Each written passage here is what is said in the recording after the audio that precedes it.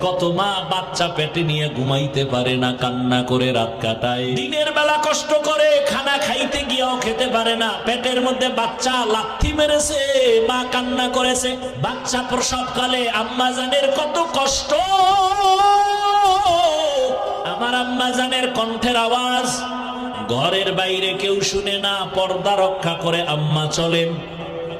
কিন্তু আমি যেদিন দুনিয়াতে আসবো, আম্মাজান এতটাই ব্যথায় বেহুশ হয়ে গেলেন, আমার আম্মাজানের চিৎকারে পাশের ঘরের মানুষ সজাগ হয়ে গেছে।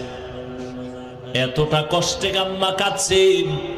আমার দাদি, আমার নানি আমার আম্মাজানের পাশে বৈশা সান্ত্বনা দেয়, মায়ের কান্না থামে না। মা এক পর্যায়ে কান্না করে বলে, ও মা, ও শাশুড়ি, চলে যাও আমার থেকে, আমার স্বামীকে একটু আনো।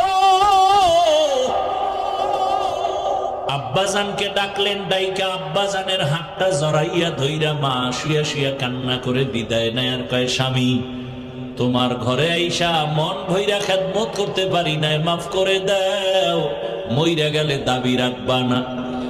আব্বাজান বলে, কাঁদো কেন? কয়, প্রসব বেদনায় কত নারী মইরা গেছে, আমার মনে হয় 7 আসমান আমার মাথায় চেপে আছে, সহ্য করতে পারি না সন্তানের ব্যথা। আম্মাজান এই কথা বলায় বাবাও কান্না শুরু করলেন। বাবাই গিয়া বাইরে সেজদায় পড়েছে, যায় না মাঝে, আল্লাহ তুমি আমার বিবিকে সুস্থ করে দাও, আমার সন্তানটাকে নিরাপদে দুনিয়ায় পাঠাও।